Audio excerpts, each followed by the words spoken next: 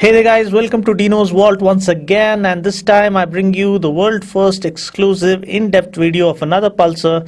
Yes, this is the 2017 Bajaj Pulsar 220F. The good news is that it is now BS4 compliant, and it also brings along with it some subtle changes which we'll be exploring in this video. Now first of all, thank you so much for the overwhelming response to my 2017 Pulsar 180 video. It does make all the effort that went into making that video worthwhile. If you haven't seen that video yet, please feel free to follow the link appearing on the screen right now.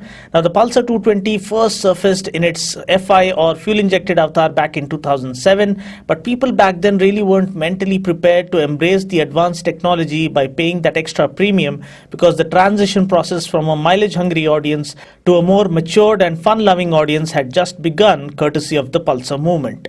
Now people back then had just realized the fact that there was more to motorcycling than just extracting maximum mileage, but at the same time they weren't ready to pay that extra money for having advanced technology featured on their bikes. Bajaj, having known the Indian mindset inside out, immediately corrected themselves and launched the Pulsar 220F, which has gone on to become one of the most iconic bikes in the history of Indian motorcycling. This time around, the Pulsar 220 got a carbureted engine and came feature packed right up to the brim, while also carrying an "Are you insane" price tag of just Rs 70,000. The marketing campaign, claiming it to be the fastest Indian motorcycle back then, immediately caught people's attention and won over their hearts with the incredible value for money proposition it had on offer. The bike did 0 to 60 km per hour in less than 4 seconds, it did 0 to 100 km per hour at around 11 seconds, and it came with a top speed claim of 145 km per hour, which thrilled every bike enthusiast across our nation. We got dual disc brakes, twin horns, soft compound tires with a fatter rear tire, auto choke, new clutch assembly, larger air cooler, nitrox suspension, ultra powerful headlamps, digital speedo, backlit switches, semi-fairing and whatnot. Also, the bike looked stunning with the all black theme it had adopted as opposed to the plain Jane theme it had carried with the FI model. Over the years though, times have changed, people's mindset has changed, and the competition is now more intense than ever before, with more performance oriented motorcycles taking the market by storm. Yet when we look at the sales figures, we see that the Pulsar 220F is still a crowd favorite because it still offers supreme value for money.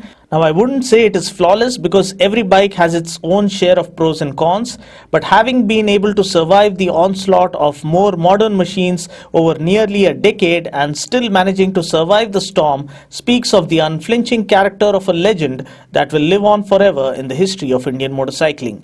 Now coming to the info we all are hoping for with regard to the changes this new bike features. First of all, as mentioned earlier, the 2017 Pulsar 220F is now BS4 compliant. It also gets the visually apparent attractive new decals or body graphics along with a monotone color scheme as opposed to the dual tone color scheme available earlier. The seats appear to be new and more comfortable now. The clip-on handlebars and the rear split grab rails get matte black finish now, just like the new Pulsar 180. The speedo now gets a blue backlit display which looks cooler. The mighty exhaust that has been one of the USPs of the Pulsar 220 now gets a matte grey treatment, which believe me looks stunning when witnessed up front. Technically, again, I'm extremely sorry, there's not much info I could gather, hence I cannot talk about power or torque figures now until they are officially disclosed by the company. Design wise, the new decals along with the monotone color scheme and the darker looking exhaust do manage to enhance and highlight its actual design concept even further.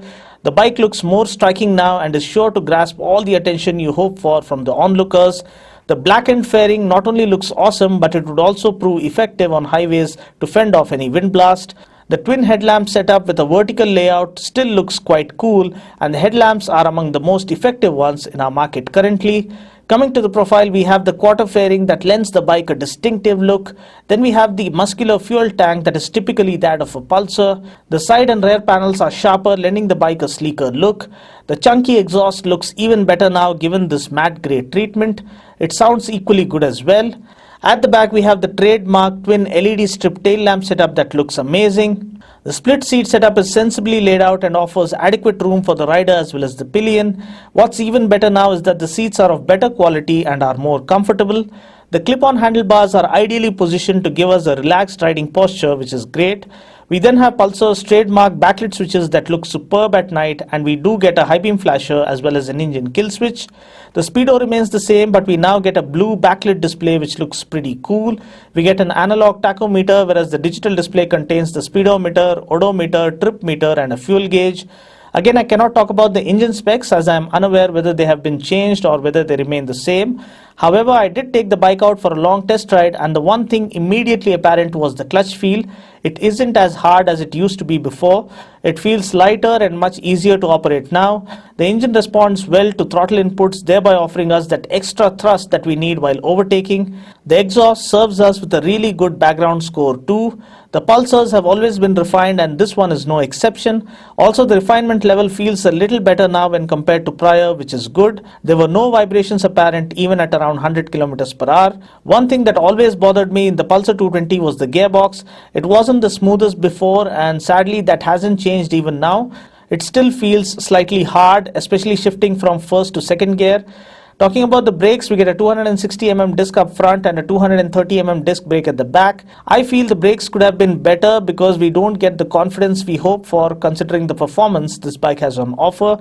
Talking about the suspension setup, we get telescopic forks with anti-friction bush up front and 5-step adjustable nitrox shock absorbers at the back.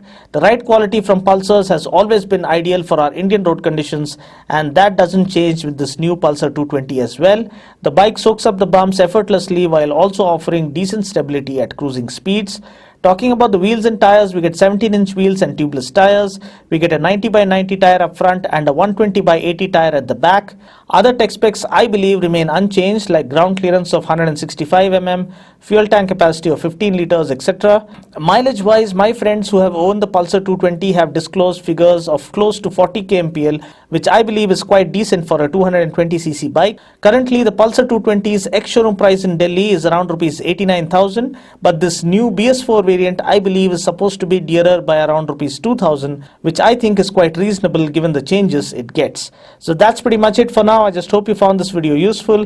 Until next time, this is Dino saying ciao. Take care, God bless and ride safe.